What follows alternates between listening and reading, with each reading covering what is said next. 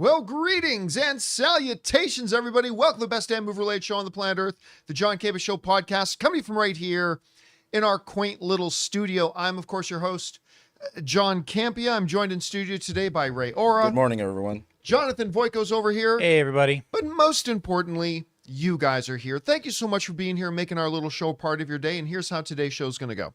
We're going to start off by talking about a few topics. Well, actually, a whole bunch of topics. It's a packed day that we've got lined up for you guys. Then in the second part of the show, we're going to go on over and take your live comments and questions. If you have a thought, theory, topic, or question you'd like us to address, as long as we deem it appropriate to be addressed on the show, go ahead and fire it on into our tip link at www.streamelements.com/JohnCampea/tip. And here's the good news about that tip link. We're going to take the questions live, yes, but if you happen to be listening to our show later on our podcast feed, either on Spotify or Apple Podcasts or your favorite podcasting app of choice, or if you're watching this video a little bit later in the day when we're not live, you can still send in a topic or question, and we'll just get around to answering it on tomorrow's episode. All right, guys. With that down, we got a lot of stuff to talk about here, and we're going to start off with this.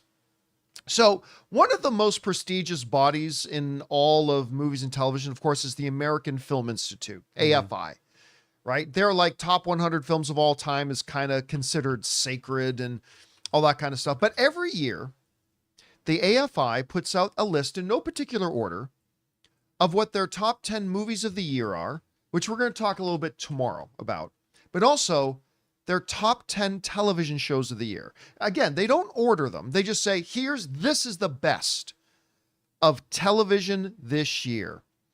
And a couple of shows I am thrilled are on there, made the list. Let's go over and take a look. AFI deemed these to be the 10 best shows of 2024.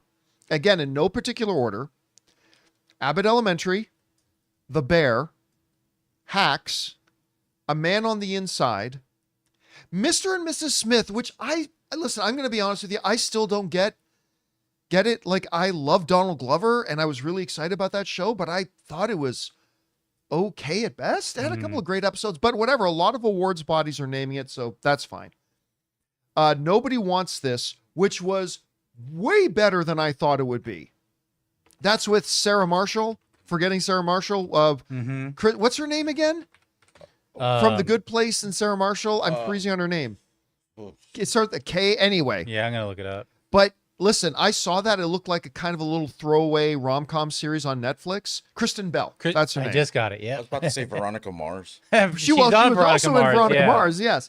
But listen, seriously, that show, my wife got me to watch it with her, and I'm glad she did. Because, again, it was far better than I thought it would be. If you haven't checked it out, because like me, you thought it just looked like a little throwaway romantic comedy, do go check it out. Anyway. And then The Penguin got named in AFI's top 10 shows of the year. Shogun, which is easily the best show of the year, but it got up there. True Detective Night Country, which I really enjoyed, but I loved seeing this. This is the whole reason I made this topic. I ain't going to lie. Shrinking, named as one of AFI's top shows of the year. I feel like part of my job, back in the day, I felt my job was to be an evangelist for Arrow. I now feel like part of my job description should simply be being an evangelist for Shrinking. I feel like your job's easier with Shrinking than Arrow, though. Yeah, it's a little easier to convince people on Shrinking than it was something on about Arrow. Apple TV Plus versus the CW. Yes, but I'm telling you, man, Shrinking. I was thrilled. I was kind of surprised because, again, this show gets so little attention. And I know you guys get tired of hearing me harping on it. Guys, Shrinking is so effing good. By the way, if you think you recognize that guy who plays Liz's husband in the show, it's like, where do I know him from? Where do I know him from? He was the head of the bad guy frat in Revenge of the Nerds. Oh. He's the main guy in Revenge of the Nerds. And he's still doing, and he's great in this show. And she's from Scrubs. And she was in Scrubs. Yep. He was also on Married with Children. He was he was the neighbor. Yeah, that's right. He was the second neighbor. Right. Yep. But again, Harrison Ford has not been this good in well over a decade. It's his best thing. I say that all the time. But again, other than Mr. and Mrs. Smith, if we go back to this list, other than Mr. and Mrs. Smith, which again to me, listen, I recognize almost everybody else loves this show, so it's just me. That's fair. And a lot of the other awards bodies are recognizing it. It's still the one to me that I just, in that Sesame Street game, one of these things is not like the other. One of these things is not the same. Mr. and Mrs. Smith doesn't really belong on the list, but other than that, obviously, Abbott Elementary is fabulous. The Bear, The Penguin, Shogun, True Detective Night Country. Anyway, and Shrinking is on that list. So guys, go check out all these shows, but especially watch Shrinking. I'm just relieved that White Lotus wasn't added to that list, because I feel like White Lotus is always on everyone's list. I'm just like, I don't understand this show. Like, it's okay. I watched a bit of season 1, and I was in the same boat as you. I was like, why is this getting so much love? But listen, a lot of my friends loved it, but the consensus seems to be that it's kind of falling off. Yeah. So, I mean, so that's why I wasn't surprised to see White Lotus wasn't on the list. But anyway, guys, question is for you. What do you think of AFI's list of the top 10, the best shows of the year? Is there any on there that you think are missing? Is there any on there? Like, I don't think Mr. and Mrs. Smith should be on there, even though I thought the show was pretty good, but is there some that you think should be taken off? Whatever you guys think, jump down to the comments section below and let us know your thoughts. All right, guys. With that down, let's move on to this, shall we? Obviously, we're getting into award season. The Oscars now, the Oscar race is heating up. We're getting closer and closer to the Oscars. And granted, I'm a little biased because I used to work in visual effects, but one of the big awards that I always really like keeping my eye on is Best Visual Effects. Again, I'm a little biased because I used to work in the industry, so that's fine. But I think a lot of people really love. That's part of today's modern movie magic is visual effects. And you can even have some amazing visual effects in some really crappy movies and some great, fantastic movies that have bad visual effects. Well, before we get our short list, the finalists for the contenders for the best visual effects have been listed. I think there's like 15 or 20 of them. Wow. But here are the films that's been revealed that are the finalists for those nominations for best visual effects Oscars. It's going to be one of these. So here's the nominees. The nominees are Alien Romulus. Love it. Beetlejuice. Better Man. Civil War. Deadpool and Wolverine. Dune Part 2. The Fall Guy, Furiosa, a Mad Max Saga. Now remember, this is best visual effects, not best digital visual. It's all visual effects, okay? Practical, digital, all that kind of stuff. Ghostbusters, Frozen Empire, Gladiator 2, Godzilla X Kong, The New Empire, Here, Kingdom of the Planet of the Apes, Mufasa, The Lion King, A Quiet Place Day 1, Spaceman, the Netflix show. That was the one with... the Water Boy, Adam Sandler. Twisters. Oh, right, I forgot about that movie. It wasn't very good, to be honest with you. Anyway, Twisters and Wicked. These are the finalists. Jeez. I mean, that's pretty stacked. It's a stacked thing here. Now remember, it is not the movie with visual effects that's the best movie. Sure. Remember, like a lot of people confuse that sometimes. Like, I remember when Suicide Squad, the first one with Will Smith, it won an Oscar. People say, that wasn't good enough to win an Oscar. Well, okay, that's fine. Maybe you didn't think it was a good movie. But what was it, in Hair and Makeup? Is that what it was? It was one of those, right? I just like to refer to it as Academy Award winning. The Academy Award winning film, Suicide Squad. But you're right, it's for the category. Yeah. So there are some standouts here. Now, I haven't seen Mufasa, The Lion King yet. Okay. Makeup and hairstyling. Yeah, there you go. It was makeup and hairstyling. Okay. Which, hey, listen, the makeup and hairstyling in the Suicide Squad was fantastic. Yeah. So it very well could be a movie you don't like, but do you think the visual effects were great? I go, Alien Romulus, the visual effects were wonderful. That's my go-to. Oh, like both, like the practical effects, both down on the planet and up in the ships and in space and all that kind of stuff. I thought was breathtaking. I don't think there was a shot without effects of some sort. I agree. I'm not so sure about the Beetlejuice one. I think to me, the really good stuff about Beetlejuice was more the set design. The set design, right?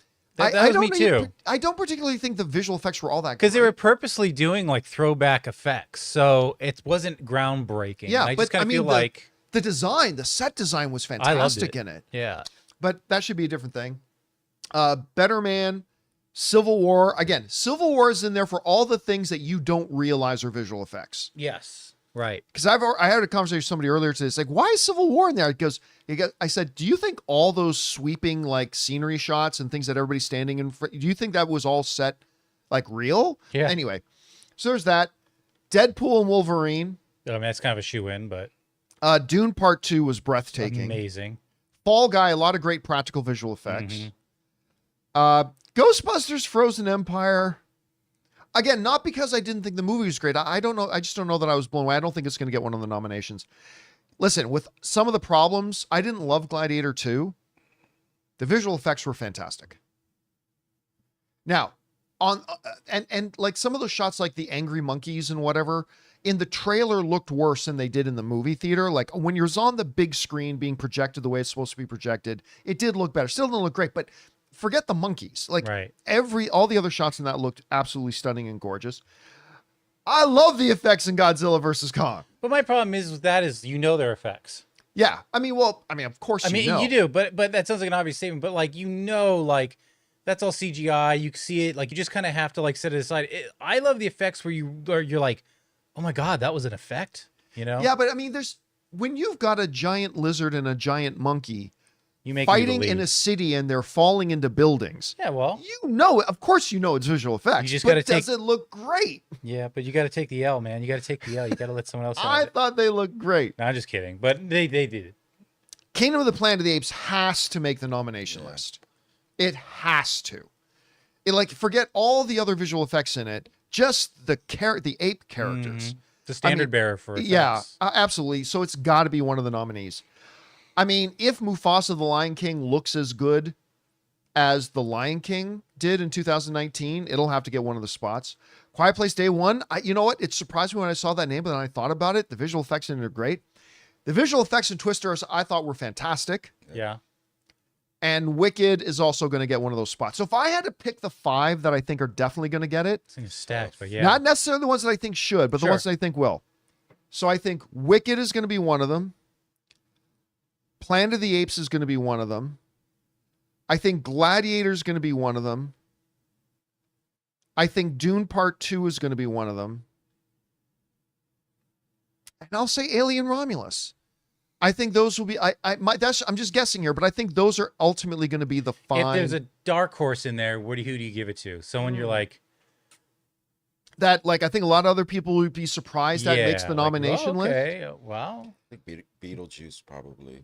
Again, to me, I don't think it deserves it. I feel I like- think that's I like more the set fact design. When she sucks up that guy and he falls, I thought that was cool. And when That is. That was stitched cool, her but was that stuff the up best again. visual effect? I've never seen anything like that. Is that on the level of I feel like the dark Proximus, horse or- to me is actually Civil War, Civil War would definitely be where people are like, oh, okay, you know. yeah, and I think for me, because for me it was the one that surprised me. The one I thought about it is A Quiet Place Day One. That's one that could surprise people that get on there. But yeah, anyway, guys, those are the 5 that I think will get the nominations out of this finalist list. What do you think about this finalist list? Are there movies that you think should be on that list? Like, don't include movies that you know have no chance of getting a nomination, like a legitimate finalist to legitimately have a shot at getting one of those 5 nominations. Is there one that you think is missing on here? Do you think there's some on here that don't belong there? Whatever you guys think, jump down to the comment section below and let us know your thoughts. All right, guys. With that down, let's move on to this, shall we? You know, behind the scenes, this Harry Potter show that HBO is going to do is picking up massive momentum. And I remember talking to a guy at a studio a couple of weeks ago and said, you know, from what I'm hearing, so they didn't have firsthand knowledge, but they said, from what I'm hearing, HBO has not had a flood from the agencies Mm-hmm. of interest of their talent wanting to be in this Harry Potter show. They're like, the guy told me that this Harry Potter show is like HBO's never had agencies calling them with the sheer number of talent that wants to be in this. They said, this thing's really heating up a lot. And then, of course, we've been hearing more and more. There's been some talk about, maybe Mark Rylance being the new Dumbledore, Pape Sidu as possibly being the new Snape. But now there's a couple of other names that are being reported by Deadline. And one of them has me really excited. A bunch of them I think are really good, but there's one that has me really excited. So Deadline writes this. The first name to make the rounds was Oscar winner Mark Rylance for the role of Dumbledore, headmaster of Hogwarts, played by the late Richard Harris and Michael Gambon in the movies. But Mark Strong, more recently, has emerged as a prospect for the part, along with I May Destroy You's Pape Sidu for Potions Master Snape, originated by the late Alan Rickman in the films. All right, so stop there for a second. So right away, let's go back to my shot here, Jonathan. Right away, I said right away, Mark Rylance as Dumbledore is beautiful casting. If that's what they do, that is magnificent casting. He'd be great at it. But then they bring up the name of Mark Strong, and I'm like, hold on a minute. See, that's where I was leaning. Yeah, Mark Strong? Yeah. Were you thinking Mark Strong before? Mm-hmm. See, I hadn't even really considered Mark Strong. But once they mentioned Mark Strong, I'm like, now, wait a minute. That's it, because I'm just locked into Mark Rylance to be the guy. But now, Mark Strong as a Dumbledore, I'm seeing him with, normally we just see him bald, Sure. but have him with the long gray hair and stuff like that. Just, the thing with Rylance is I only saw him for a Dumbledore that we would have seen in, season 1 and season 2, because it felt like it was, Sorcerer's Stone and Chamber of Secrets Dumbledore, but I just didn't see Mark Rylance for that booming presence that came later. Right. Well, I mean, he's done some things where he can do that, right? But oftentimes he plays this more demure kind of character, and he does it brilliantly. But I mean, I think he'd be great. But Mark Strong, I think, would be awesome for that too. So those are a couple that Deadline is reading on right now. Then there comes Professor McGonagall. The rumor mill has also been hyping up of late Emmy-nominated Bad Sisters co-star Sharon Horgan, who I know Chris loves. Chris Carr loves her, as being eyed for Deputy Headmistress Minerva McGonagall, portrayed by the late Maggie Smith in the movies. There has been conflicting information about whether Oscar winner Rachel Weisz is also on the wish list for the role. Interesting. Sign me up for that one too. Interesting. Rachel Weisz as McGonagall? I'd love it. I'd absolutely love it. Now, listen, if you're like me and you were around watching The Mummy, you think, man, Rachel Weisz is just way too young. But then when you watch her in Black Widow, right, you were like, Sure. oh, yeah, she's she's older now, and she's awesome. So you age her up a little bit, she would be great. So I like the Sharon Horgan casting, but I would also love the Rachel Weisz casting if they did go with that one. But here's the one that has me really excited. Meanwhile, Emmy-winning Ted Lasso fan favorite Brett Goldstein, who is also in Shrinking this year. Ted Lasso fan favorite Brett Goldstein has been rumored for the role of Hogwarts gamekeeper Rubus Hagrid, originated by the late Robbie Coltrane. Brett Goldstein as Hagrid. You're a wizard, Harry. Now fuck off. Which is something, but anyway, I would love this. I think he would be great. But I'm going to throw in a little side note. Once they mention Brett Goldstein as Hagrid, I love it. I think he would be so good in that. But then I started thinking of something else with Brett Goldstein. What about Brett Goldstein as Snape? Yeah, I could see him as Snape. I mean, I could totally see him as Snape too. Mm-hmm. Give him the longer hair. He kind of looks like a Death Eater. And maybe a little some prosthetics on him to ugly him up a little bit or whatever. He would be a great Snape. Because he's menacing. So I'm all for it. One of our great casting just ran out in our live chat. Safwat just said, what about Nick Frost for Hagrid? Nick Frost would be an amazing Hagrid. I love Nick Frost. Especially if they give Nick Frost a little bit of wiggle room in his performance, as far as like maybe some, not necessarily ad-libbing, but just some off the cuff stuff. Like, man, you're right. He could be a great Hagrid. Yeah. So, but again, I would love the idea of Brett Goldstein. But anyway, look again, some of the names that are being lined up here: Mark Rylance, Mark Strong, Rachel Weisz, Brett Goldstein. I mean, it's. That's going to be a 7-year commitment, though. So I would have thought it would have limited a lot of interest, even though they'd want to do it. Maybe characters that show up for one book, I'd be like, yes, let me do that. But man, a 7-year commitment's big. Here's what I think kicked it off, though. I think there's a couple of things that factor into, because you're right. Usually these big long, that's why there are still some actors that don't want to sign up for like a major like comic book franchise, because they don't want to get locked into a 5-film deal or whatever. But when you combine the fact that there's not a lot of Harry Potters, right? Harry Potter became a legacy IP. Like it is something that I mean, it feels like it hasn't been around long enough to do it, but it has. Harry Potter's is in a way like Star Wars. It's become a thing that the love of it is now being passed down from those first generation of fans now to their kids. Yeah.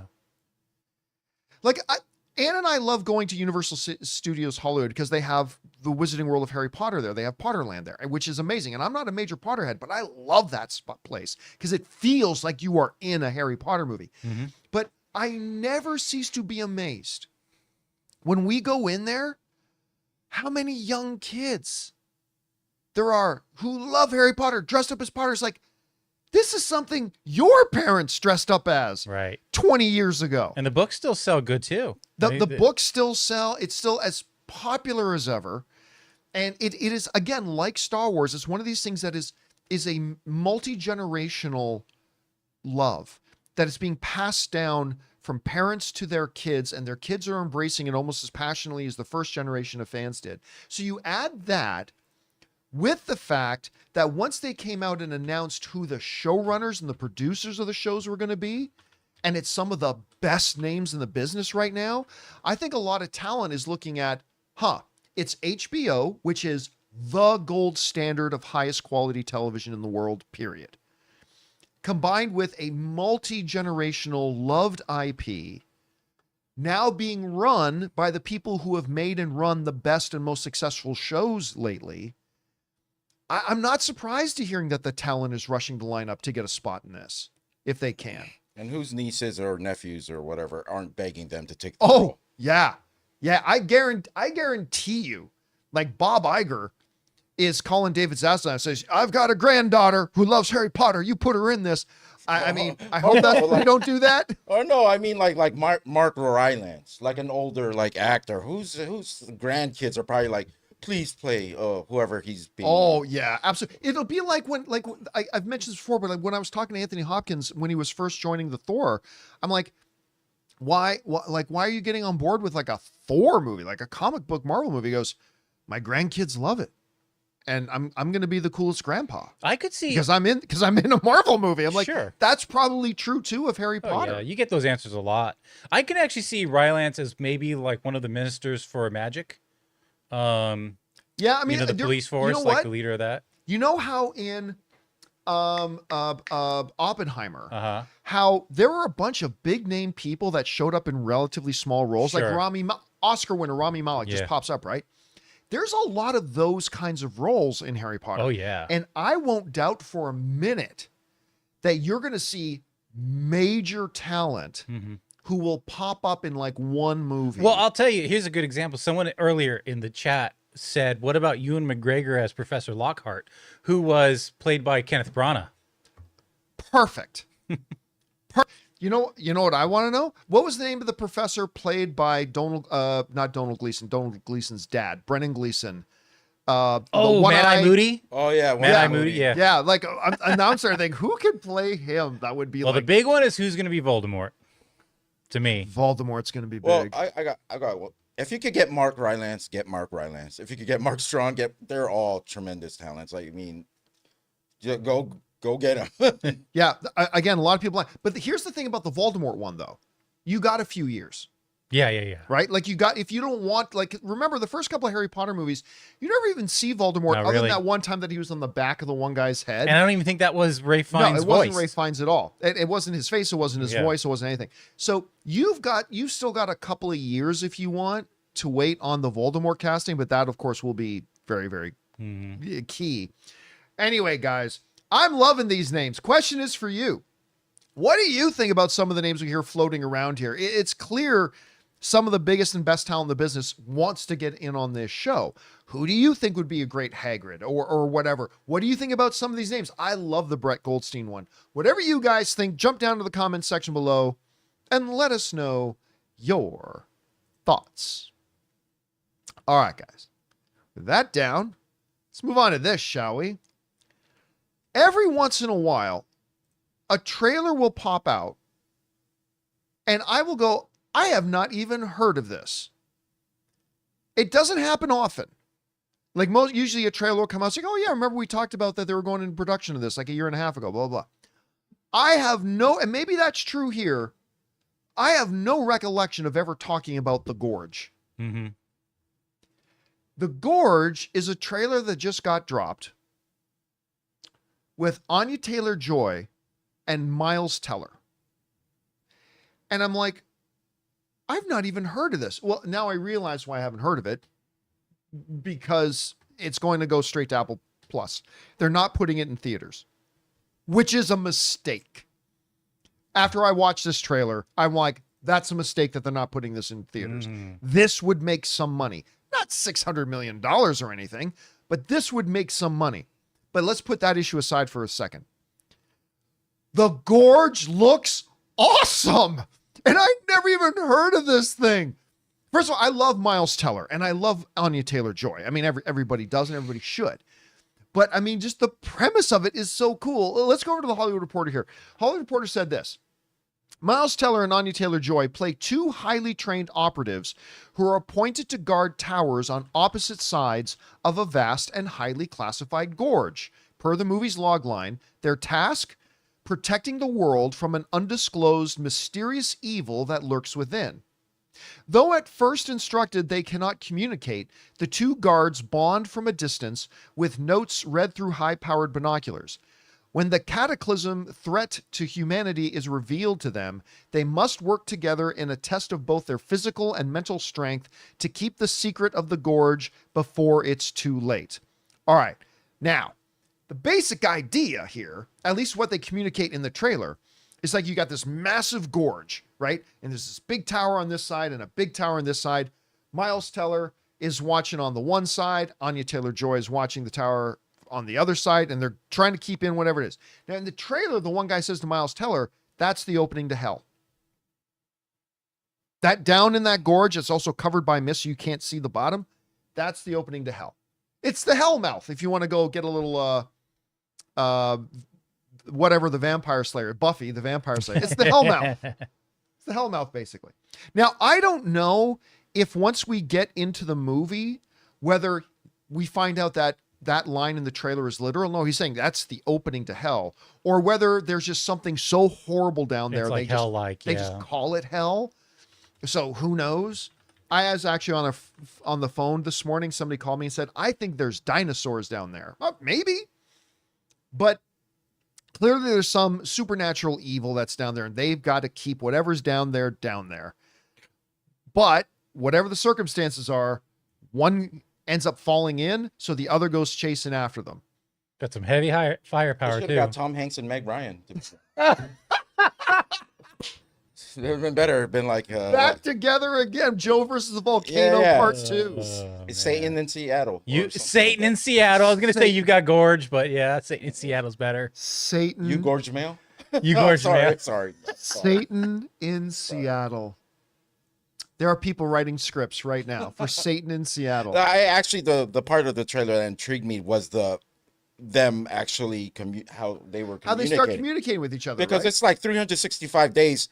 If things were coming out there daily, there would have more than 2 people down there. But well, okay, I read a bunch of comments on the trailer's YouTube channels like, if that's like a world-ending threat down there, why do they only have 2 people? Okay, fair enough.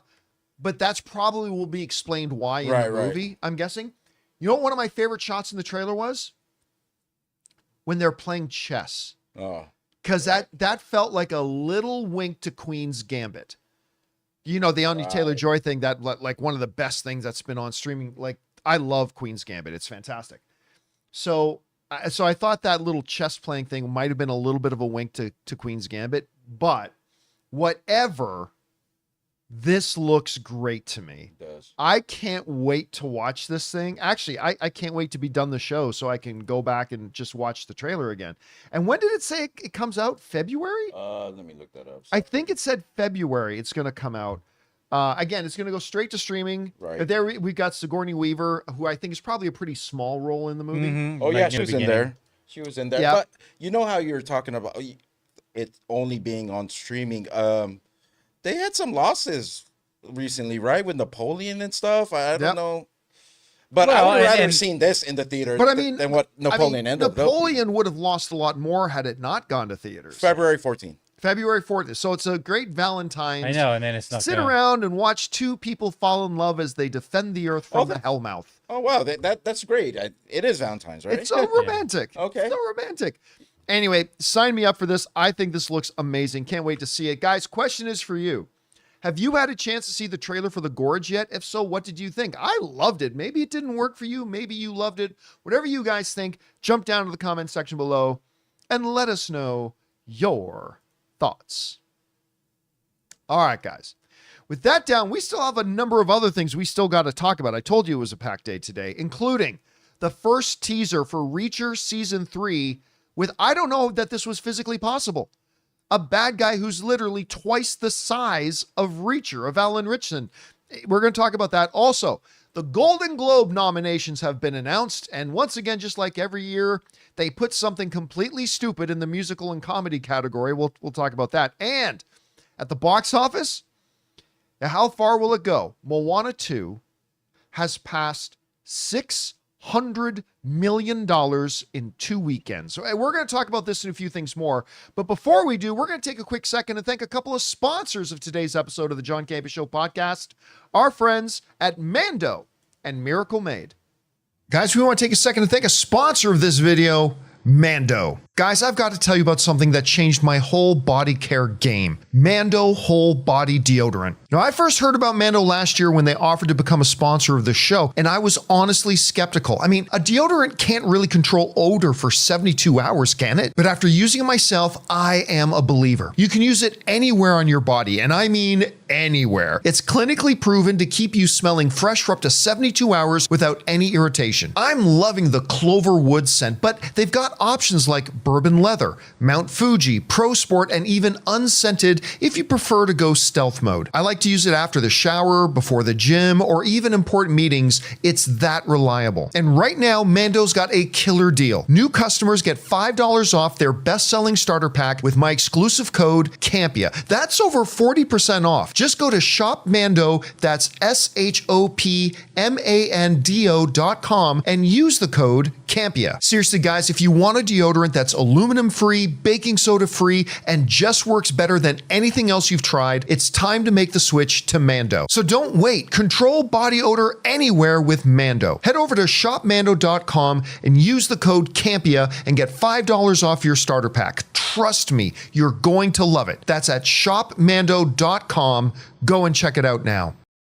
Guys, we want to take a second to thank a sponsor of today's episode, Miracle Made. Guys, it's hot outside and your nighttime bedroom temperature has a huge impact on your sleep quality. So if you wake up too hot or too cold, I highly recommend you check out Miracle Made's bed sheets. Miracle Made sheets are inspired by NASA and use silver-infused fabrics that are temperature regulating so you can sleep at the perfect temperature all night long. There are just so many things that make these sheets so fantastic. We already mentioned the self-cooling properties for better quality sleep, but they're also self-cleaning. These sheets are infused with silver that prevent up to 99.7% of bacterial growth, leaving them to stay cleaner and fresh 3 times longer than other sheets. No more gross odors. So go to trymiracle.com/Campea. That's TRYMIRACLE.com/Campea to try Miracle Made sheets today. And whether you're buying them for yourself or as a gift for a loved one, if you order today, you can save over 40%. And if you use our promo code Campea at checkout, you'll get 3 free towels and save an extra 20%. Miracle is so confident in their product, it's backed with a 30-day money-back guarantee. So if you aren't 100% satisfied, you'll get a full refund. So upgrade your sleep with Miracle Made. Go to trymiracle.com/Campea and use the code Campea to claim your free 3-piece towel set and save over 40% off. Again, that's trymiracle.com/Campea to treat yourself. Thank you, Miracle Made, for sponsoring this episode. And thank you to our friends at Mando and Miracle Made for sponsoring today's episode of the John Campea Show podcast. All right, guys, with that down, let's move on to this. You know, one of my favorite shows out there right now is Reacher. I get such a huge kick out of that show. Again, I think it's the best stuff on television? No. Is it Emmy level acting? No, and all that kind of stuff. But it's just there's something about it that's just so visceral that I really like. Like, listen, it's great to have really intricate character depth stuff, but every once in a while we just love watching shows where it's just, you know, figure out the murder mystery and watch the good guy kick the living crap out of the bad guy. And I think that's something about Reacher that just makes it addicting for me. There's just, every once in a while, it's just great to have a show where it's just straight up and simple. You know what? There's this bad guy that's doing some really awful, horrible stuff. Nice escapism. And I just want to see a good guy go over and beat the living shit out of that guy. And Reacher delivers that on all levels. And it's also clever, and it's you know, based on some really good books and all that kind of stuff. Anyway, I love the show. And it's been wildly successful. It's an Amazon show, right? Mm-hmm. Yeah. Right. Wildly successful for Amazon.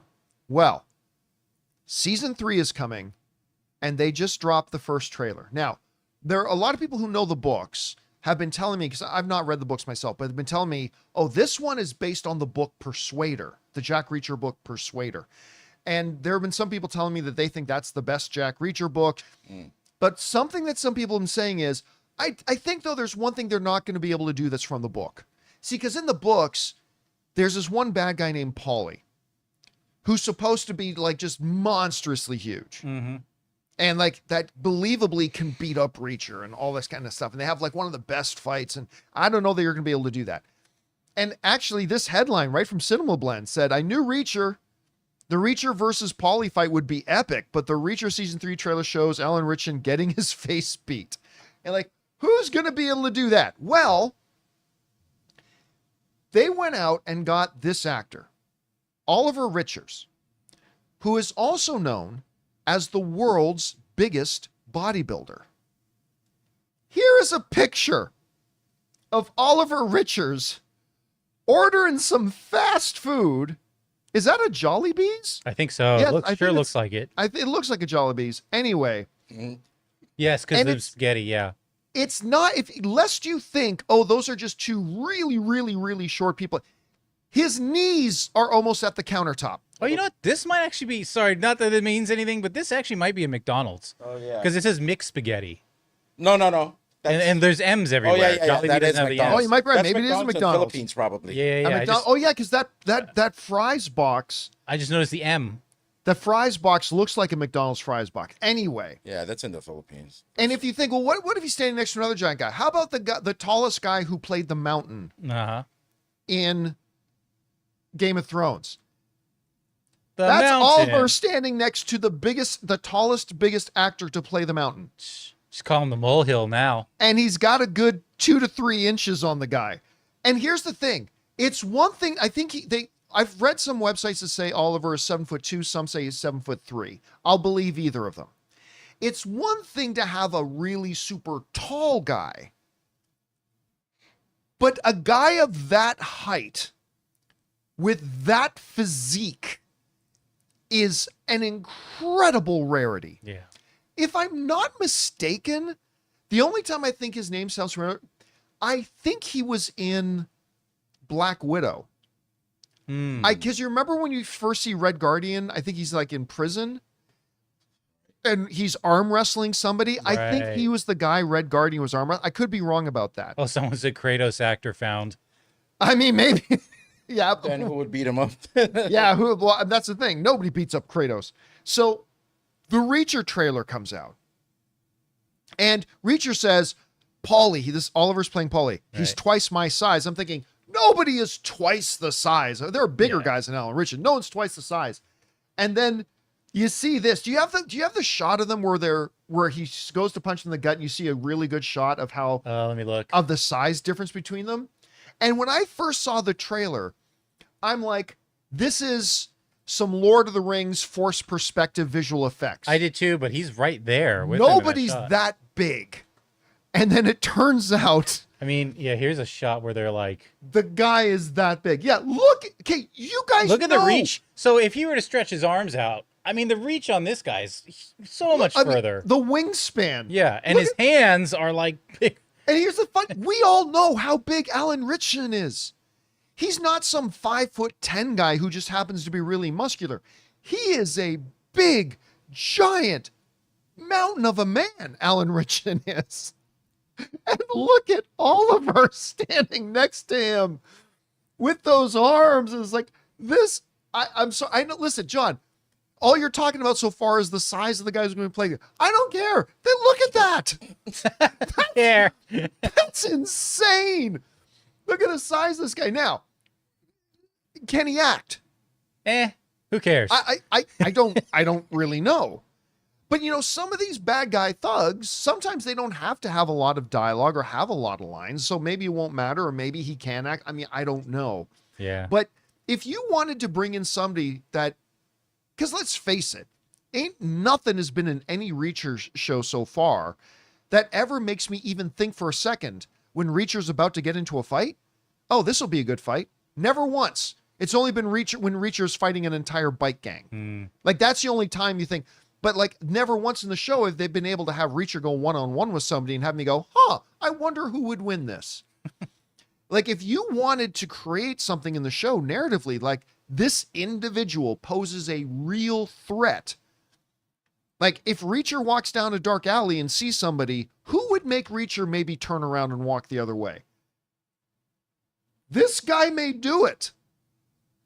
This guy may do it. And I'm just like floored by the size of the guy. Anyway, not a lot else is given out in the trailer, right? You know, Reacher beating up some guys, which is great. The one line is pretty good when she says, the only time I've seen somebody who's twice your size was on Mount Rushmore. That was a pretty good line. But again, I've not read the books, but I've had people who have read the books tell me this is one of their favorite books in the series. So here's some cool things. So little teaser I thought was really great. Question is for you guys. Do you like Reacher? Have you been watching the show? A lot of people have. The ratings are crazy on it. What do you think about the little teaser we just got for season 3? And what do you think about Oliver Richards? Because, man, this guy's impressive. He's so impressive. Whatever you guys think, jump down to the comment section below and let us know your thoughts. All right, guys. With that down, let's move on to this, shall we? We are, of course, as we mentioned a little bit earlier, heading now into Oscar season, which means the little pointless show is also coming, Golden Globes. Everybody who watched my show knows that I find the Golden Globes completely useless. They have no credibility, all that kind of stuff. But I still watch them because they do put on a hell of a show. They put on a better show than the Oscars do. I vastly prefer the Oscars. They're way more important. They're way more legitimate. But the Golden Globes put on a great show. So I'm always kind of interested. But for some reason, there's a whole bunch of people in this industry that give some credence to the Golden Globes. Well, the Golden Globes have announced their nominees list. Some of them are very good. But again, the biggest joke, their category of best comedy or musical. In case you guys didn't know, The Martian was a comedy and a musical. I didn't know if you knew that. They got one really weird one. Anyway, let's go over and take a look at this year's nominees for the Golden Globes that have been announced. Under Best Motion Picture Drama, no surprises here, really. The Brutalist, A Complete Unknown, Conclave, Dune Part 2, Nickel Boys, which I haven't seen. Not out. I don't think it's out yet. Yeah. And September 5. Nickel boy. Nickel Boys. There, again, not a lot of surprises there. A solid list. Okay, I've got no complaints. Brutalist is already winning a couple of the Critic Association Awards for Best Thing. Anora's winning a couple.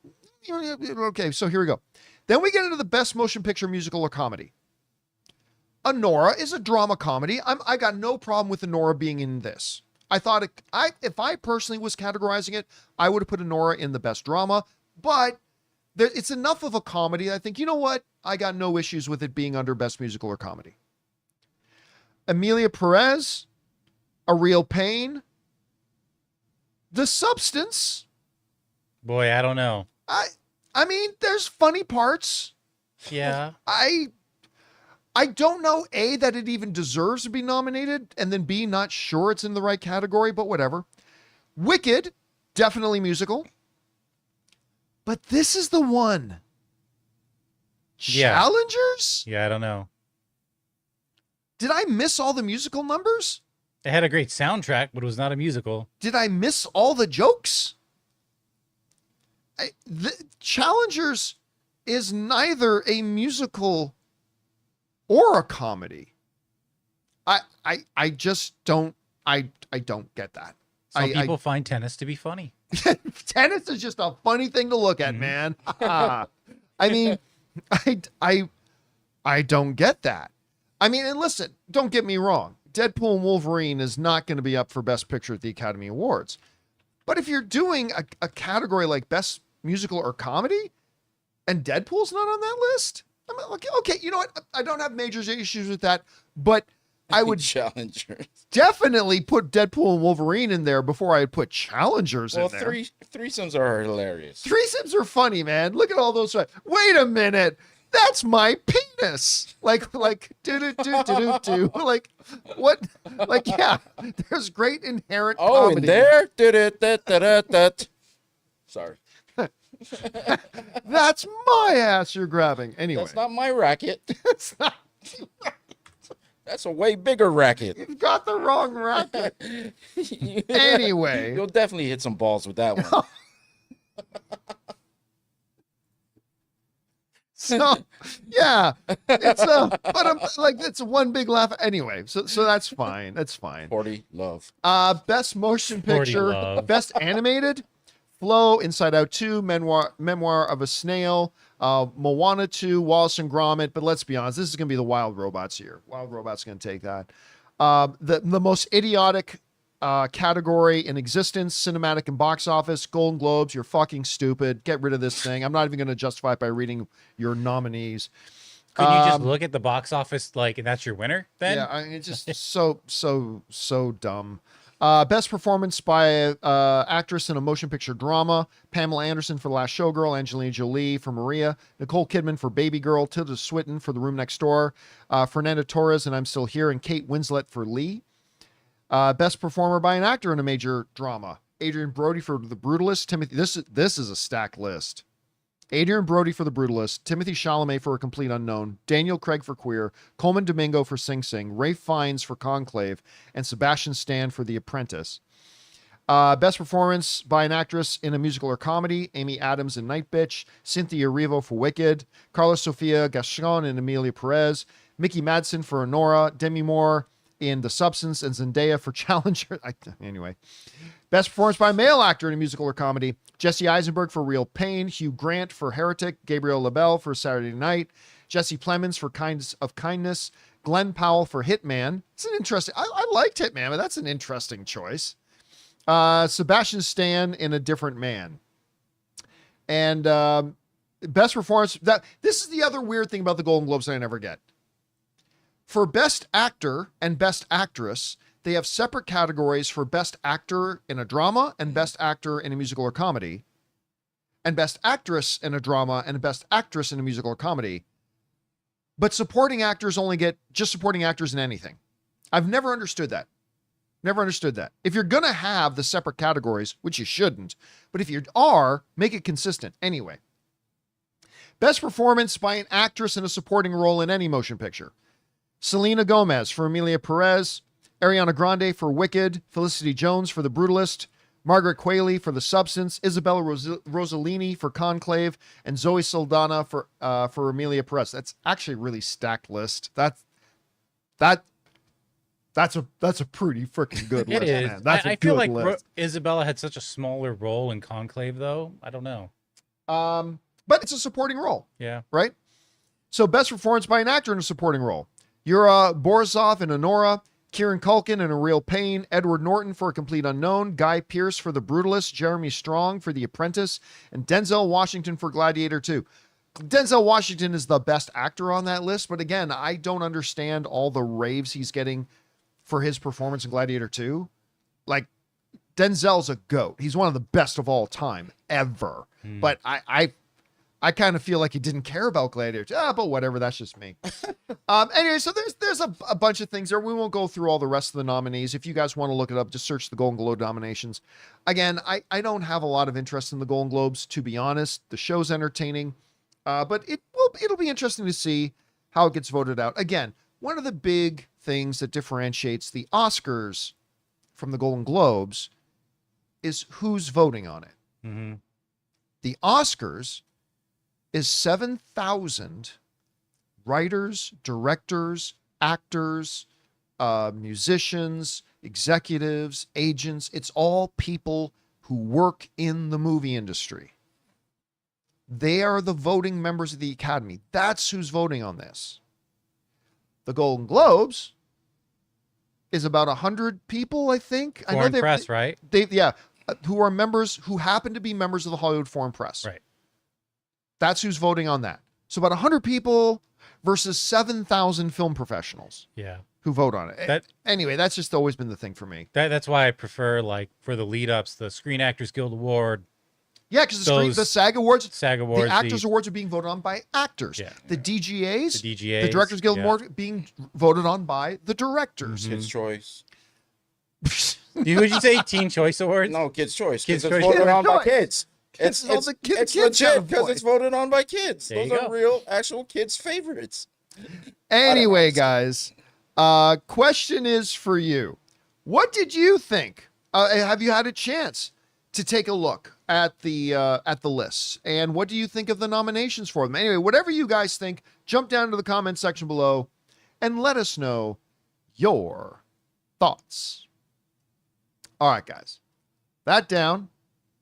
Let's move on to this. Moana 2, of course, came out last weekend and it shattered a whole bunch of records and it was doing really, really well. Well, now, Moana 2, according to the Associated Press, has now passed the $600 million mark in just its second weekend. Not even 2 full weeks.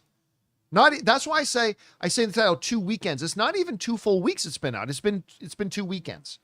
Jeez. And it's already made over $600 million. As a matter of fact, in just 2 weekends, Moana 2 is now the 5th biggest grossing movie of the year. Wow. In 2 weekends, Moana 2 has become the number 5 biggest grossing movie of the year, passing Kung Fu Panda 4 and Godzilla X Kong. To get in that spot, it's going to pass Dune Part 2 here pretty quickly. I don't know if it'll get to Despicable Me 4 levels and Deadpool and Wolverine levels. Mm-hmm. But again, crazy. Also set a new record for the highest grossing weekend after Thanksgiving. The previous record was, I believe, Frozen or Frozen 2. Had made like $35 million on the weekend after Thanksgiving, and that was the record. Moana made over $50 million on this weekend to kind of shatter that record. So it's now sitting in at $600 million. By the way, just as a side note, another movie that's in theaters right now, Wicked, is in the number 9 spot of the year already, which has now made $455 million. By the way, it's going to look like Wicked has some better legs because it was just this week, even though Wicked's been out for a few weeks, it was just this past week that it actually opened in a lot of the international markets. Because, a lot of movies, they open, and when they open, they also open in 30, 40, 50 international markets. Yeah. Right. Wicked only opened in 7. So a lot of people, I remember when the opening weekend for Wicked happened, and they looked at the domestic number, which was great, but they said, well, wow, why is nobody overseas watching it? Well, because it had only opened in 7 other countries, Mm-hmm. whereas so then it's next week, it'll open up in a few more. Now it's pretty much worldwide, so it's going to be interesting to see how the international numbers do over the next couple of weeks. But yeah, man, the story today is Moana 2.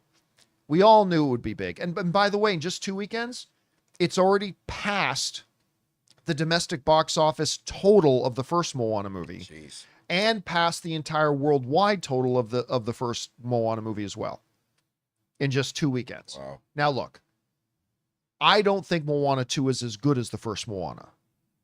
I think the music is not bad, but the music of Moana 2 is definitely inferior, noticeably inferior to the music of the first movie. That's fine.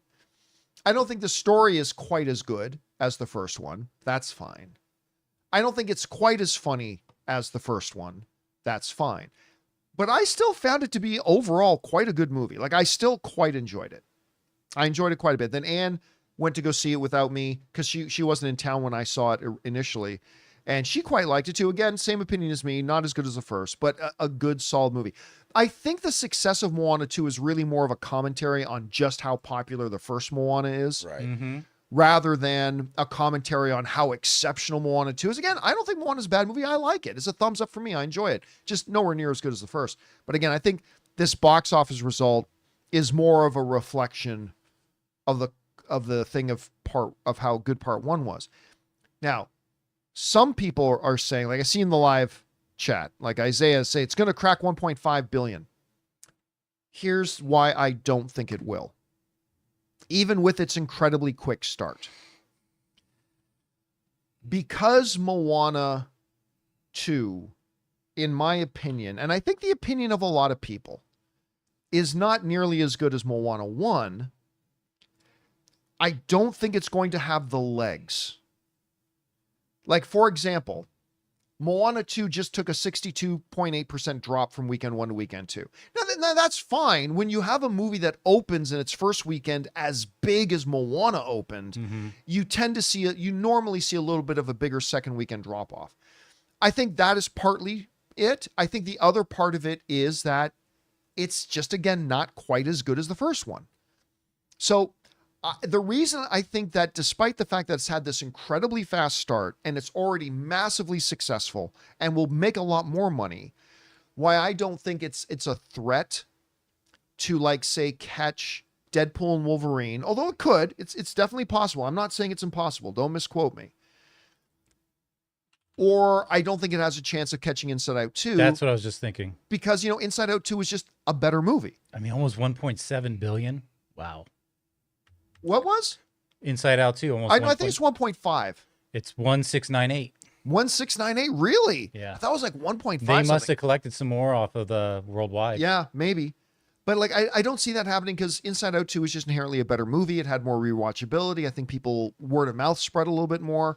So again, Moana 2, wild success. Already wild success. You know what I think will help Moana 2, if anything, if these upcoming movies we have coming out, they all suck harder than, they're not as good as Moana 2. But even if they're not, I'm not sure Moana, like, see, if that happens, I don't think people are going to go, well, then we should still go to the movies and we'll just go see Moana 2. Like, I just don't know that Moana 2 is good enough to get a lot of that. There'll But be some, maybe, but yeah. maybe there's going to be a bunch of people who haven't watched it at all yet and like are just me. thinking, you know what? Yep. Instead of going to see Craven, which I'm lining up to see Craven, I don't care about the rest of y'all. You don't need a lineup, John. You could go there. Yeah, don't worry, John. There's no Don't worry line. about that. It's going to be you, the popcorn stand, and your seat in the theater, and that's it.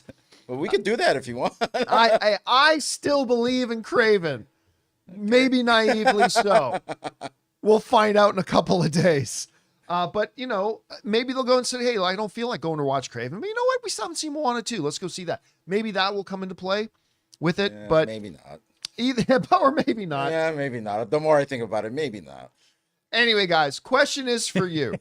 What do you think about them? Moana 2 is already a staggering success. $600 million. The 5th biggest movie of the year in just 2 weekends. How high do you think it can go? Do you think it will slow down a bit like I think it will? But whatever you guys think, jump down to the comment section below and let us know your thoughts. All right, guys. With that down, we're now going to move on to the most important part of our show, which is taking your live comments and questions. But before we do, we're going to take a quick moment and thank another sponsor of today's episode, our friends at Aura Frames.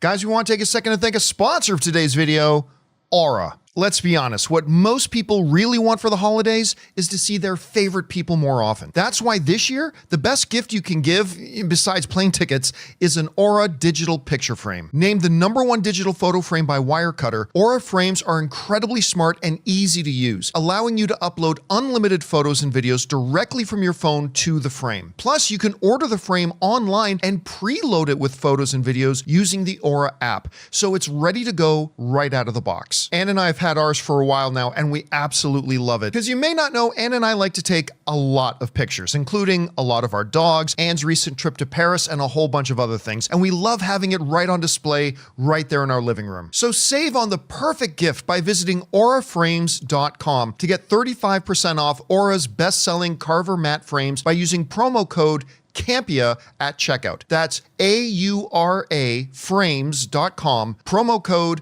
Campea. This deal is exclusive to listeners, so get yours now in time for the holidays. Terms and conditions apply.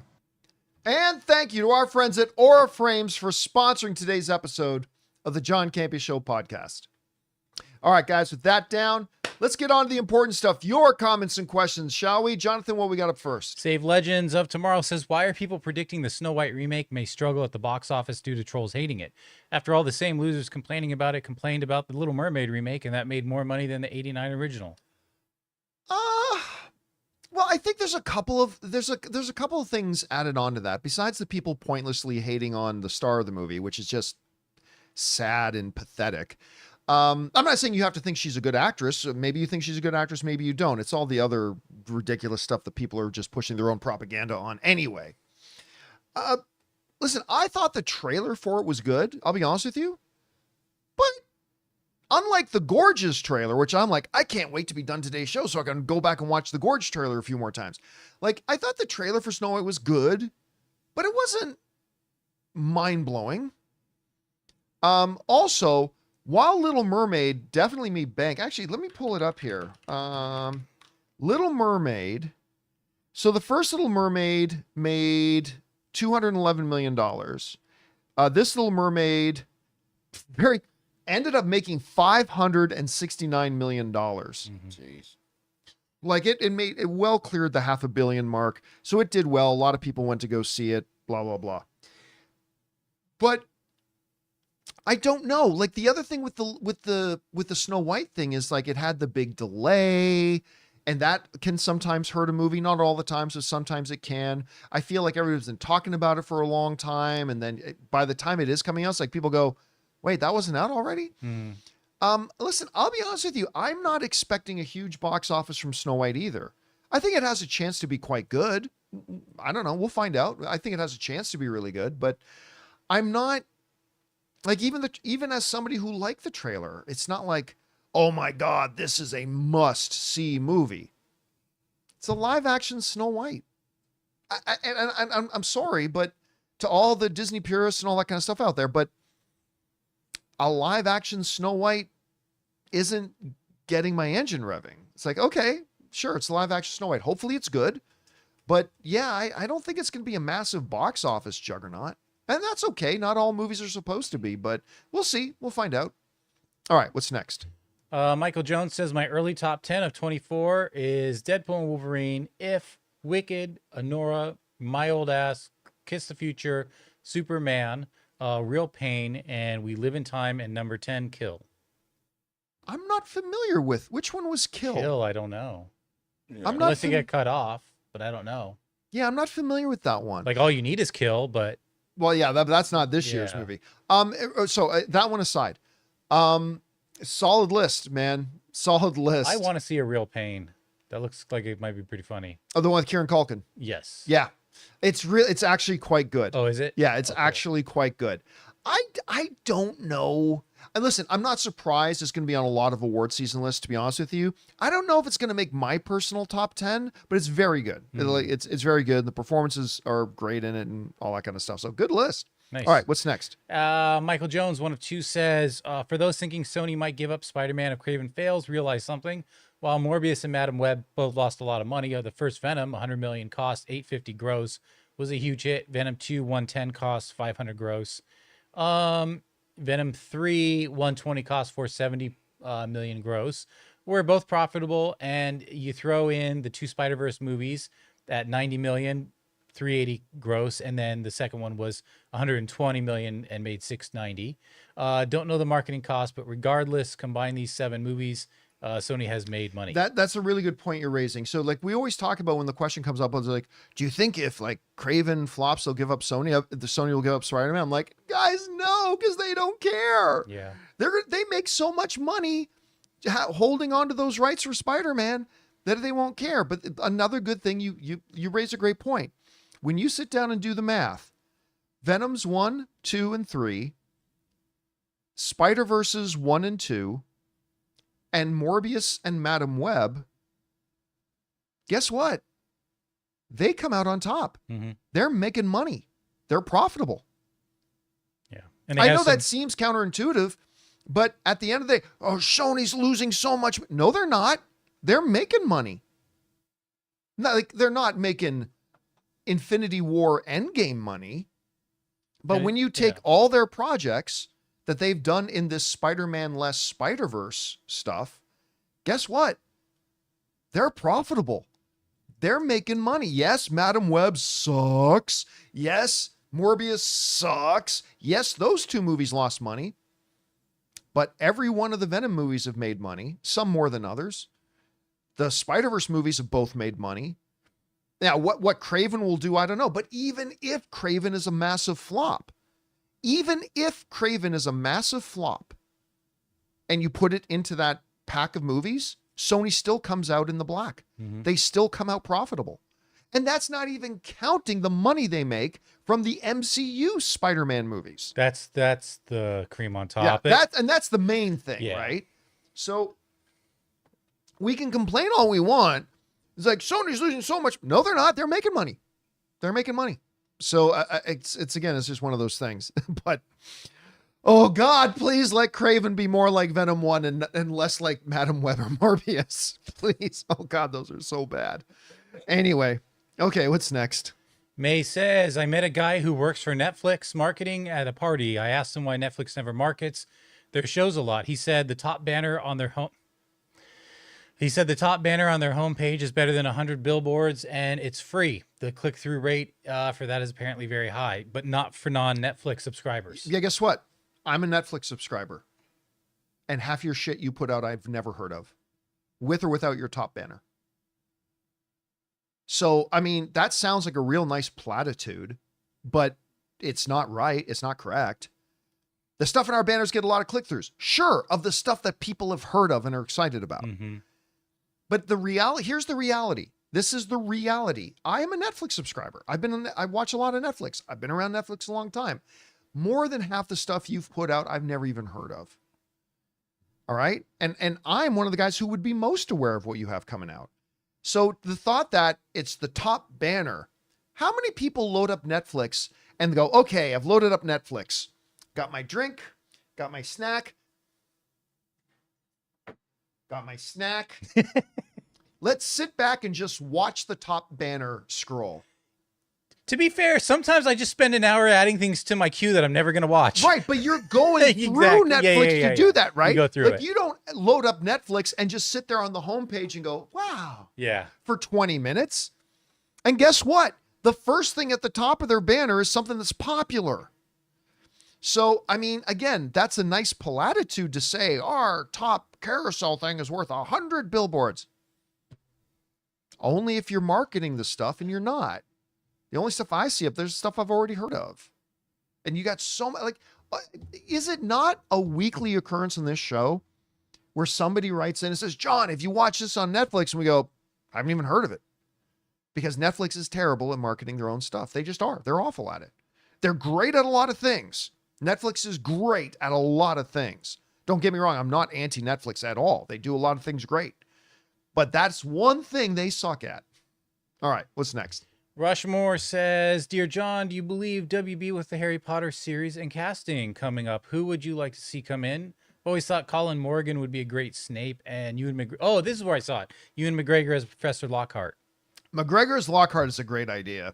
But again, it's X actor and X role, right? Yeah. The only thing I care about is, are you getting a great performer in the role? I really care about very little else. There are a few other little things, but at the end of the day, if you get a great performer in the role, that's why you can say Mark Strong as Dumbledore. Awesome. Mark Strong is world class. Brett Goldstein as Hagrid. Awesome. Wonderful actor. Like, that's really what I care about. So you can say some names though that will be really interesting, like Ewan McGregor as the as what's his name again? Lockhart. Professor Lockhart. Yeah. Absolutely. That works out really well. But it's not like he's the only guy who could play it. Sure, There's a lot of other names, right? But they're clearly, listen, one thing, regardless of how good or bad this show ends up being, one thing you will never be able to say is that HBO and Warner Brothers isn't taking this show seriously, right? Like, whether they execute well or not, we don't know. Maybe the show ends up being bad. But what we'll never be able to say is they're not taking this show seriously. Like Madam Web, they didn't take that movie seriously. They literally went out and got the worst writers in the world who have made some of the worst movies of all time. And they thought, oh yeah, let's just give them this movie. They didn't take the movie seriously. They are clearly taking Harry Potter seriously with the names and the people attached and the people running it. So we'll just have to see if it turns out good or not. We'll see. All right, what's next? Prouty says, someone sent a tip recommending Netflix's Black Doves on the show yesterday. I checked it out. It's awesome. A Keira Knightley spy thriller series. Was not on my bingo card. Netflix relies a lot on word of mouth for those shows, huh? But hey, it's working. It didn't work for me. I didn't see it. I said I hadn't heard of it. No, it's only work. Yeah, the word of mouth, I guess, because it came on here, but you didn't see it from Netflix. By the way, speaking of shows on streaming, some people have been trying to say, John, you should really be checking out The Jackal. Yeah. With Eddie Redmayne. Yeah. And I finally started watching it last night. I think it's a Peacock. It's on Peacock. I blew through the first 4 episodes. I'm looking forward to it. And I only stopped because I had to go to bed. So I got through the first. I am loving this show. This show is great. I'm really, really digging it. So you should check on that. Guy, I'm gonna have you two guys read the next couple of questions. I gotta go check on my dog. Give me a minute. Yeah, I'll be right back. All right. We got Jacob Waldrop says, "Hey crew, did you get a chance to see Ralph Fiennes? Ray Fiennes in as Voldemort in The Return. Loved him in it. Any chance he competes with himself for Best Actor this year?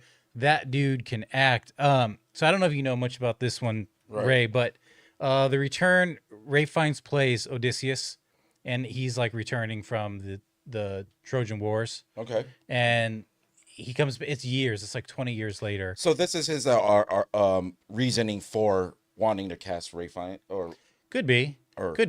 But I actually was going to see it. It was for Wednesday. It was either between the movie with Hugh Grant, okay, or this movie, The Return.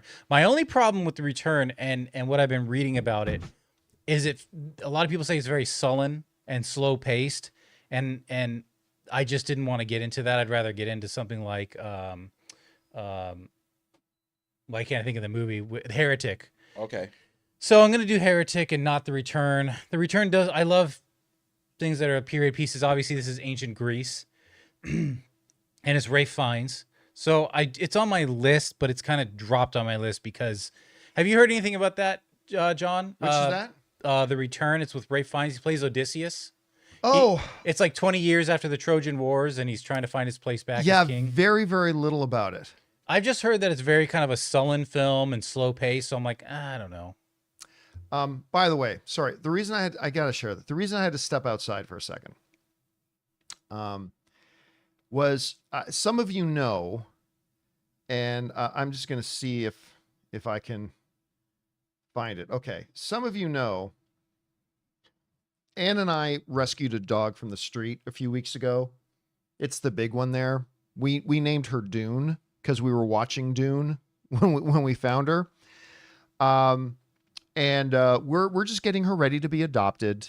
And, we got her spayed and we got her all of her vaccinations and we're just taking care. Now she's just healing from her surgery, but she is a wonderful, gentle, beautiful, sweetest dog. And now the little dog beside her, that's like 1/8 her size, is our little dachshund Shadow. It's like Richin and what's his name? Yeah, it's like Polly and Reacher. Yeah. Right there. So those two, I'm gonna see if I can is the one. Yeah, they're What's funny is in these pictures, both eyes look blue, but I know for a fact she has a brown eye and that one blue eye. Yeah, one of her eyes is gray. Okay. It's like gray, super light blue gray. So because she's got some husky in her. Uh-huh. The reason I bring this up is that she never barks. And we were just sitting here doing the show and I'm hearing her bark, bark, bark, bark, bark, bark, bark. And I'm like, did Anne fall down? I'm like, guys, let me just go check, see what. Here's why this dog was barking. Shadow is 1/8 Dune size. Dune has this big rawhide leather bone that Ray got her. Shadow is chewing on the bone and Dune's upset about it. And so there's Shadow, this little tiny dog, sitting there eating the bone, and Dune is just beside herself with anxiety because it's her bone, but she can't do anything about it. So she's just sitting there barking at Shadow, and Shadow's just like, whatever, and just keeps eating the bone. So anyway, that's why I had to step out, and I was like, this is why you're barking? Anyway, sorry, we'll move on from there. Yeah. What's next? You snooze, you lose. Michael Jones says, saw The Order this weekend. I saw it last week. Good movie, not great. It's based on a true story that took place in '84. Jude Law and Nicholas Hoult are always good. Worth watching if you get a chance. I think it's really good, and we don't get to see movies like that very often anymore. I said earlier, if you had any doubts about Hoult playing Lex, he comes off as probably a sociopathic, narcissistic, racist very well. He was very convincing. He can play a villain, and it wasn't mustache twirling villain. He just plays a very intimidating person. All right, what's next? DJ Info says, twice recently you made the mistake of giving Jeremy Renner his own Mission Impossible movie. He actually had his own Bourne movie. Sorry. Oh, that's right. It was Right, Bourne. sorry Bourne. about Bourne. that, They were looking at handing off. For a Mission Impossible, which kind of fizzled. Was it not also Jeremy Renner in Mission Impossible? Yeah. Yeah. Yeah, it was both. It was both. Mm-hmm. So yes, he did do a Bourne movie. Yes, but there was a time that they were thinking maybe Jeremy Renner could inherit the Mission Impossible movies, and then they just kind of detoured off that. Yeah. But it was indeed both, not just one or the other. Right. It's like the Mission Impossible wasn't produced, but the idea of it fizzled, the pre-production. Yeah. So. All right, what's next? The Bacalao was salty says in a 3-parter. Hi, John. I know you get plenty of recommendations for what to watch, but after going back and forth on it, I just felt I had to recommend a Christmas movie that I think would really hit all the feels for you. Feast of the Seven Fishes, I've heard of this, is a small movie released in 2019 that was entrenched. It has entrenched itself on me. It's or on his must-see list of annual holiday movies. Best elevator pitch description I have for it is Dazed and Confused meets The Sopranos meets Christmas Story. I mean, that sounds great. It's a day in the life of a working-class, multi-generation Italian family in the early 80s. I simply cannot recommend it strongly enough when taking into account what you've mentioned of your family on the show. Probably sounds a little bit like mine, too. That sounds good to me. Now, whenever somebody says that now about the Feast of the Seven Fishes, the very first thing I think a lot of people will think of is the bear. Yeah. Right? Because that episode of the bear, I still have anxiety from it. Oh my God. It's like it just hits a little true to home. You know what I mean? But that episode of the bear has become like one of the most iconic single episodes of the last 5 years. Like I think of episode 3 of The Last of Us, and the Feast of the Seven Fishes from the Bear. That's all I can think about. But that does sound like a good elevator pitch. I might go and check that one out. Thanks for the recommendation, man. I appreciate it. All right, what's next? Lauren from Seattle says, I just watched the trailer for The Gorge, starring Anya Taylor-Joy and Miles Teller. Was this on your radar at CinemaCon this past summer? Nope, it was never mentioned. Now, it makes sense that it was never mentioned. Yeah. Because CinemaCon only talks about theatrical movies. Movies that they know are going straight to streaming does not get talked about at CinemaCon. Why? Because CinemaCon is put on by movie theater owners. It's run by an organization called NATO, not the International Military Alliance. It's the National Association of Theater Owners, NATO. They put it on every year, and then all the studios come and give all the movie, like 5,000 movie theater owners come together, and the movie studios come and put on these big presentations for the movie theaters to show them the movies they got, to try to get as many screens and all that kind of stuff. Anyway, but so understanding that, no, they do not talk about, promote, or in any way discuss movies that are going straight to streaming, because that has nothing to do with the movie theater owners. All right, what's next? All right, Johan says, have you seen the new Reacher trailer? The Dutch giant, Olivia Richards, is playing Polly. Physically, he would be an awesome Kratos. Google Kratos Dutch giant. He is playing small roles, Indiana Jones, Kingsman, Reacher, and working on his acting. Oh, I didn't know he's been in a bunch of other things. I don't remember from Indiana Jones. Now I got to check that out. Now wait a second. First of all, I want to double check now. I've been thinking it was Oliver. I thought it was Oliver. Oh, Olivier. But Sorry, is it Olivier? Is that the actual name? That looks like Olivier to me. The way he wrote it, but is that the way his name is spelled? I'm gonna look it up. Because I've just been calling him Oliver. So my apologies if I've been getting that wrong. Because I thought when I read it Oliver, but the way you just spelt it, it's Olivier. Yeah, it is Olivier. Olivier. My apologies for saying Oliver. I had that wrong. I misread that then the first time I read it. All right, Olivier. Somebody in the live chat is saying it's pronounced, for him it's pronounced Olivier. Oh, okay. I like that. Olivier. All right, what's next? All right, we got Rob Buck, who says, hey, John fell down a rabbit hole into the lore of Metal Gear and wondered if there was any update to that. I think Oscar Isaac was tapped at one point to play Solid Snake, but haven't heard any updates. Never played the games, but hooked on the lore. I never played them either. You know, somebody asked that same, like a very similar question about a week ago, and I have not heard a single thing about it. Like the last thing we heard was the Oscar Isaac report, and I think Tom Hardy was attached to it for years before that. The last update from the producer was in July of this year. It was a July? positive update. I mean, I'm just reading headlines right now from But that was 5 months ago. yeah. So honestly, listen, I'm not at all saying that the movie isn't happening. I'm just saying I hardly hear anything about it, and I haven't heard even whispers. That doesn't mean there's not a lot of stuff going on behind the scenes. Maybe there is. But as of right now, and for the last little while, I haven't heard a thing about it. So as soon as we do, we'll let you know, though. All right, what's next? Okay, King Peach says, hi, John. If you remember, after CinemaCon wrote you that I work in international distribution movie business in Europe and that there's no interest in Wicked outside the U.S. You said that people at CinemaCon told you the opposite. It looks like they don't know.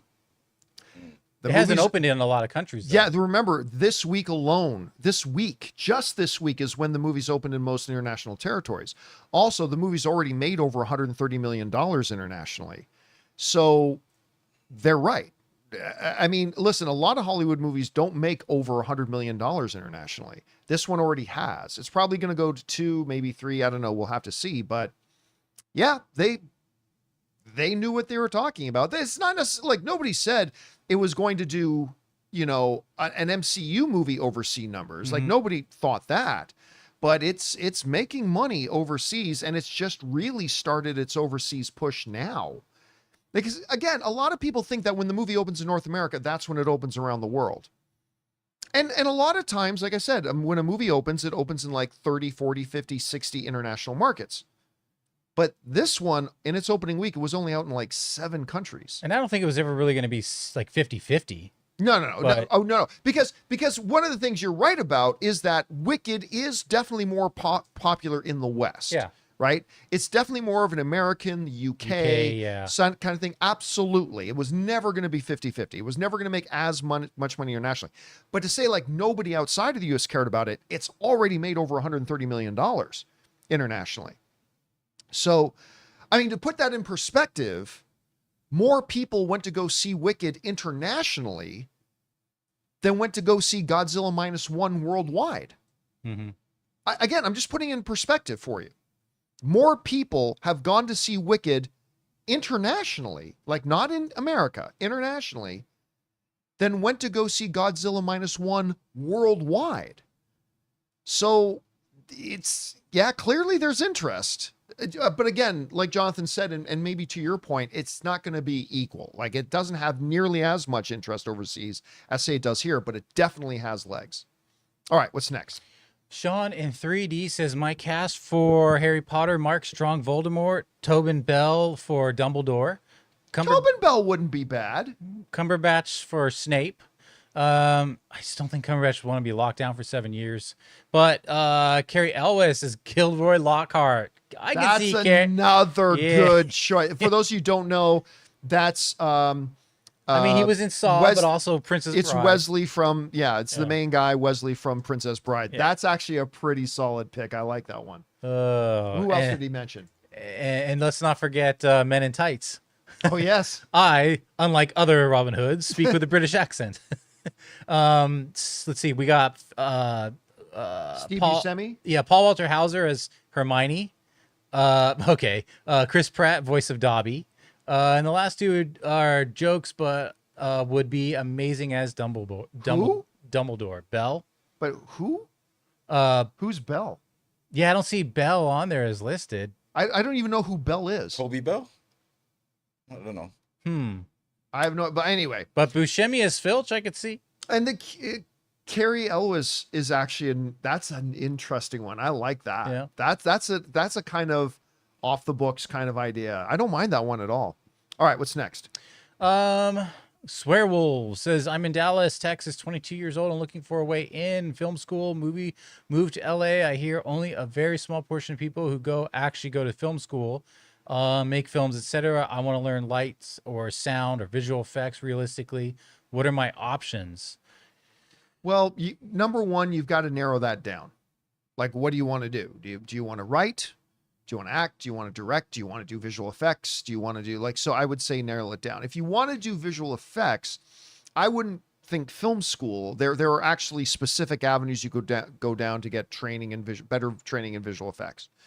And if he wants lights, would be like grips, and then he also mentioned sound. Now sound is a lot like editing. I would recommend going to there are like classes you can take in person, like I did for like editing some years ago and became Avid certified and all that. But yeah, I would go down that route and then just look, you're going to be working night shifts. You're going to be working the shifts that aren't that wonderful to work because you're new to it and you're young anyway, so it doesn't even matter. You're going to be working in like the vaults and stuff like that at first and just assisting, and then you work your way up through that. So for post-production, that would be the path. For grips, I'm now, not sure. If you want to get into stuff, like, listen, definitely this whole thing. Oh, I heard most people who go to film schools don't get into film. Well, here's the thing. Like, we just had this big discussion about like USC, like the film school at USC that George Lucas came out of. Yeah, it's a huge pedigree. When you look at the big names that have all come out of USC and stuff like that, listen, do you have to go to school to get into film? No. Does it significantly increase your chances? Yes, it does. Especially for networking. Yeah, it definitely is. So it definitely, now, again, a lot of people don't want to put in the work and a lot of people don't want to spend that much time. A lot of people look for the easier way. But if you want to put yourself in the best position to succeed, again, it's not the only way, but it gives you your best chances. Film school is probably a good one to go. And if you can get into something like USC, again, that's super expensive. But New York Film Academy, there's a lot. There's the LA Film School. There's a lot of different ones. But again, do you have to do that to get into film? No. But do you have a better chance of succeeding if you do? Yes. Yeah. So that's something to think about. All right, what's next? Pacific McRib says, "Hello, Campea crew. Been a while, but had this thought come up because of the Golden Globes. I know John always says Ralph Fiennes is the best actor without an Oscar, which I agree with. But one who should be right up there is Willem Dafoe. Thoughts? For sure. Yeah. Yeah, I would say he's on the list. Wasn't he nominated for Florida Project? He's been nominated for a few. He's been nominated a few times, but I don't think he's ever won. I would say Willem Dafoe would absolutely be in the discussion of who takes that over if Ralph Fiennes wins the Oscar this year. Like, so obviously if Ralph Fiennes wins the Oscar, he's now off the list. Right. So then who becomes the best actor out there without an Oscar? I don't know that it automatically goes to Willem Dafoe, but he's definitely in the discussion for being the next one. Oh, yeah. If it's absolutely. All right, what's next? Dante 2099 says, "Hey John, love the show. This is our final tip. As we near the end of the year, I wanted to ask, what is your trailer of the year? For me, Superman or Mickey 17 is my top choices, with an honorable mention for Deadpool and Wolverine. Would love to hear your guys' picks. Love the show." I mean, Don't know. I don't keep the I list. know Off the top of my Deadpool head. and Wolverine was second to none in marketing this year. The Deadpool and Wolverine trailer was absolutely awesome. But I don't keep a list, so I don't know off the top of my head what they were. But I know there have been a number of trailers this year that I went and gone, I was not interested in this at all, and now I'm so on board. I mean, Nosferatu's trailer is great. Nosferatu's trailer was great. Recently, maybe Sonic 3. Sonic 3 trailer was actually really good. Yeah, Sonic 3 was really good. But I don't keep a list in front of me, so I know there have been others that I liked a lot more. Yeah. All right. But I just can't remember what they were. I can tell you the best trailer song, though. What's that? Whoa. All right, what's next? Thank you. All right, we got some members here. Joel Checky says, "I know we've talked about this, but just cannot fathom how Lucasfilm doesn't have a single new Star Wars project on the docket. Upcoming movie or TV show. Literally, the only for sure thing is Mando's spinoff. How this was allowed to happen is beyond me." Well, they did. They had that Rey movie, but it's been pulled off the schedule. And I thought that was the most surefire thing. But by the way, just to be clear, they haven't said they've canceled the movie. It's just been pulled off the release schedule, which means at earliest we're going to get, besides The Mandalorian, which again is just a spinoff of the TV show. So it's hard to even count that, but it does count. I'm not saying it doesn't count. I'm just saying it's hard to count it. We're not going to get a new original Star Wars movie until at minimum 2027. We're not getting a new Star Wars movie, which means we're not getting a new Star Wars movie that isn't just a spinoff of of a TV show. In 8 years, they're going to go 8 years without a movie. The incompetence. You got to work real hard to be that inept, to be that incompetent, to be that bad at the job. It takes a special kind of incompetence to have that type of futility drought. And it's just absolutely crazy to me. And and again, I won't do it again, but we've many times in the show, we've gone down that 12-item laundry list. This project announced, canceled. This project announced, canceled. This project announced, canceled. This project announced, canceled. It is how Kathy Kennedy, who is, in my mind, no doubt a first ballot Hall of Famer, is one of the greatest producers of all time, but she's a terrible studio head. Terrible. With this laundry list of failures, how does she still have a job there? It's absolutely beyond me. Anyway, what's next? All right, we got Marl says, "Hi, Campea crew, happy holidays.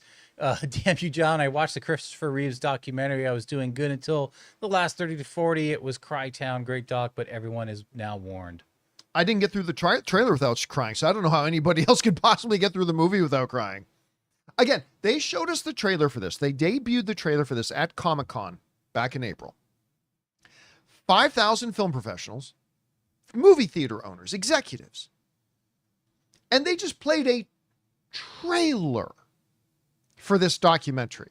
And everybody was in tears. For a trailer. I don't know how anybody could possibly get through the movie without it. Just the trailer was moving them to tears. It's crazy. All right, what's next? We got King Daddy Goat, who says, hope you all had a great weekend. Did you guys see the new trailer for Severance Season 2? I cannot wait to get back into this world. Ben Stiller is cooking. Did you guys see the trailer? Thoughts? You know what? The teaser trailer. I liked it, though. I don't know that it's a teaser. Didn't they just drop this weekend like a full trailer? Oh, this weekend? Oh, I only Yeah. remember the teaser. No, they put out a teaser weeks ago. Oh, okay. But just this weekend, they put out a trailer for season 2. I gotta see it. Somebody sent me a link to it, but I never watched it. I love Severance. Oh, I'm looking Severance forward. is great. And I cannot wait to see it, but I have not seen the new trailer.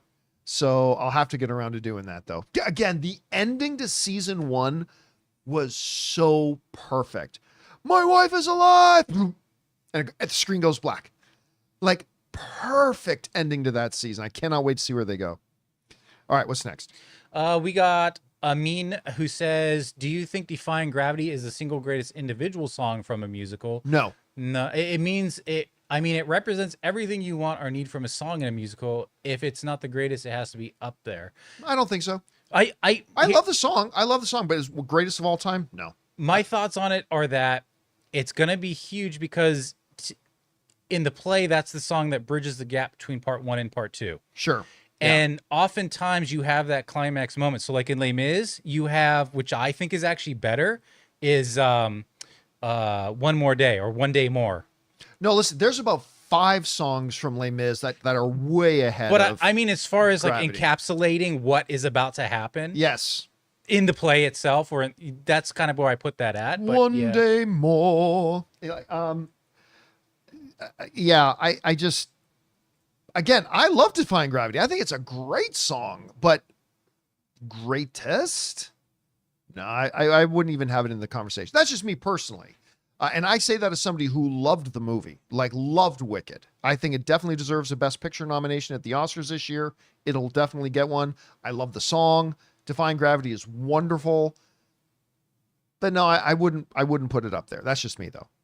All right, what's next? We got Lori Howard, who says, hi, John. Have you seen the trailer for 6888? New Kerry Washington movie with Oprah as Mary McLeod, Bethune, founder of the Bethune-Cookman University. It looks awesome. Was in my feels. I can't wait for it. I have not seen it. I have not. No, I'm not even familiar with it. Yeah. Who's in it? Kerry Washington? Yeah, and Oprah. She's great. 6888. I've always liked Kerry Washington, but no, I'm not familiar. I'm good. Thanks for putting it on my radar. I'm going to go check it out for sure. Thank you for that. All right, one more. What's next? Preety says, hello, Campea crew. Is it just me or does the Golden Globes have way too many categories for acting? Denis Villeneuve and John M. Chu not getting directing knobs were the biggest snubs in my opinion. See, I would be upset about that. First of all, yes, John M. Chu is absolutely getting it. Well, again, it is tough because there's only 5 spots for nominations, and there was some excellent direction this year. I don't get terribly worked up over snubs when it comes to the Golden Globes because the Golden Globes are a joke. They don't mean anything. They really don't. They put on a great show. It's fun to talk about. They're good conversation pieces. Like, I just laugh every year at the whole musical or comedy category and which films they put in there. But it's definitely not something. I don't get really worked up over the snubs there because, again, it's an irrelevant thing that has no real meaning. It's voted on by people who nobody should give any credit to. And yeah, but listen, there's a possibility that the Oscars come and maybe, well, no, John M. Chu is going to get a directing nomination, I think. But anyway, there's a possibility that John M. Chu does not get a directing possibility. There's even a possibility that Denis Villeneuve doesn't get a nomination. You know, again, there are some wildly good movies this year with tremendous directorial efforts. And there's only 5 spots. Now, do I put Denis Villeneuve and John M. Chu on that list? Absolutely, I do. But not everybody may agree with me, so we'll have to see. But again, do I think it's an oversight? Yes. But is it worth getting worked up over? It's the Golden Globe, so who really cares? All right, guys. And that'll do it for today's installment of the John Campea Show podcast. Thank you so much for being here and making our little show a part of your day.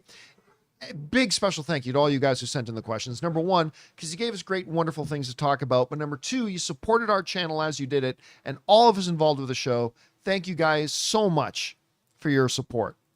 Guys, don't forget to come on back and join us again tomorrow. That'll do it for us for today. I want to thank Ray Ora. See you guys tomorrow. Jonathan Voico. Later, guys. My name's John Campea, and until next time, my friends, bye-bye.